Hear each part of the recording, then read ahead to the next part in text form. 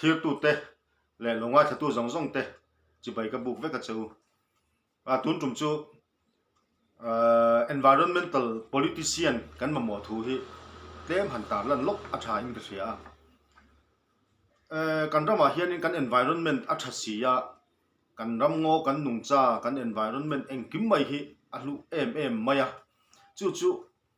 kan ngai ven tok lo hle hian ka thina he ke ni po acep kum som hi chuang zet he tia ma kan lo lak ve to nu hian ma son na enge ma za te chu nei bok ma ila ma son le zel na tur hi ala tamma kan ti tur kan na ti tok lo te ala tam ma chu tiang thila chuanin thanem ngai an na sia ti hian social media platform te po mang tangkain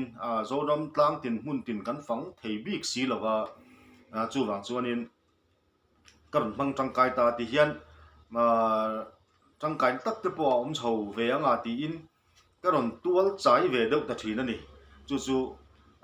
kan thanem ngai na zona kan han ti ve ta kan ni ti te min thret pui kan lo ti chuan kan zoi ma sak du chu hele khabu te hi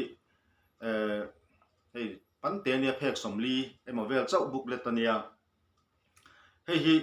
environment hum hal na konga Mizoram chunga political party te politician te ngen na ani hi asepina kan ti kan siam kan buat sai ne ya azia phei chu keima ji ania ti chuan hi tun sarkar thara hian kalphung thar sarkar kan ti ZBM sarkar a hian assembly speaker zaum tak pu zamte ya kaltlangin MLA zong he na hi kan pe ani ti chuan ama pu zamte ange in pu speaker in an letter box a theu kan da ti min thrila ti chuan MLA group a te po post thu te po min thril boka chu wang jon hi tuna kan MLA te hi chuan tuna dampa by election aron tling tharta puthang te ti lo chuan an dong vek in an hu vek to tura kangaya an chiarem ti lai ro chu keimani va hriat phak ani zui to lova chu kan ram ta na keima pon ka ve acep pol min po kan ve ate kha hele khabu chunga hian kan da ve ni chu sarkar policy a hian om ve se kan du a hei in thandona te po hian election manifesto te party sang te na han siama chuwa chot environment hum hal na hian mun achang sang lo khop maya development te kan lama mo boka tin ram te kan la re theya mi hring kha ngai to ber lo thei ani lo na chena oma chu kan thathiam lu tuk thowani amma ero chu tiang ani awanga kan environment kan palzu lu tuk khi chu arem chuang lovani ti hi tun huna hian kan soi chuak duani hele khabu ti tak te a hian Mizoram ma kan ram modin hunte kan nungcha din hunte a hlut zia te theiang to khin kan han tar lang ve chu ram hroi tu te assembly house ram ro rel na in puya omten an ngai tua atan kan du ve awangin chu kan han zia ani chu atlang pui thu chuan han highlight han tar lang thuak ta ila kan ram chu biodiversity hotspot mega diverse countries kan ni na te kan ram leilung hausak na chi sang kha heta hian kan tar lang ti chuan sarkar ina ke a pen lo chuan environment NGO ringot te mi mal thanem ngai na chu te chuan thui a thleng hlei thei lo na chen a thina chu da chuan heta kan an tar lan tlang pui hi han soi thuak ta ila sarkar chu nge tiang ti la chuan mason na development ai hian environment hi kan ngai poimo ma turani ti te kan han tar langa tin state biodiversity board poimo lutuk tuna Mizoram chon themlem te hi independent body danina phutang nge ya tulani chu mason na thazo kan ne na poimo ni ti te kan tar langa tin chu ba ka chon green Mizoram program kan man thin te po atha ma he ai thazo kin man theyem ti te chu mi chunga chon scheme sang te po tel ve ni ta selangin ti te chu zong chu heta hian kan soi seng lowanga tin awareness hi na sa zo kan ngai sarkar po ain honangai ti te he environment NGO te hi akho har thak ang reng khop maya ru hlo do te health issue te chi sang hian awareness athak khop maya environment ta hian chunga environment NGO ngei te po hi kan kho har thei khop maya chung te chu kan han tar lang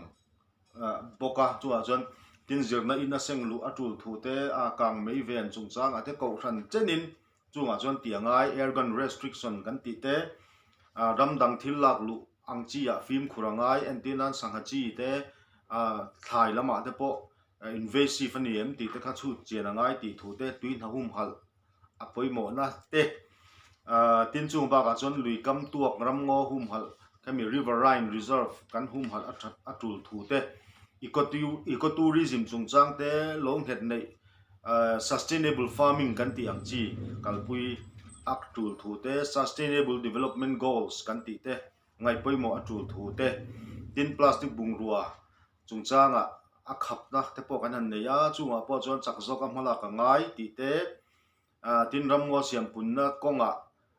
thazoka program kan duan ngai ti chung chang te animal rescue center animal infirmaries te pon ti mai thei ang chi te kan buat sai ve ngai animal rescue center hi an ni kan na nei lo reng reng kan ni Mizoram a hian tin wildlife crime control chung changa wildlife crime control bureau oma chumi kal tanga police chakna ne na mala ka thu te tin museum for wildlife trophy kan tia chu an lu an ki an mul an tha an ke kim mai tak ram sa taksa von that akha khang chi kha mimalin kan kol pura a museum thatak nei te po hi thalo mo ti chung chang te chu danin wildlife protection act danin a phut ni ya tin chu ang ba ka chon hei environmental photographer te videographer te khatiang chi a tui mitam tak kan nei to a thalak thatak tak le video thatak tak po kan nei me ka chung te choi kan tool ti te tin khwa te mimal te khang chi te po appreciation kan pek na satangai ti thu te le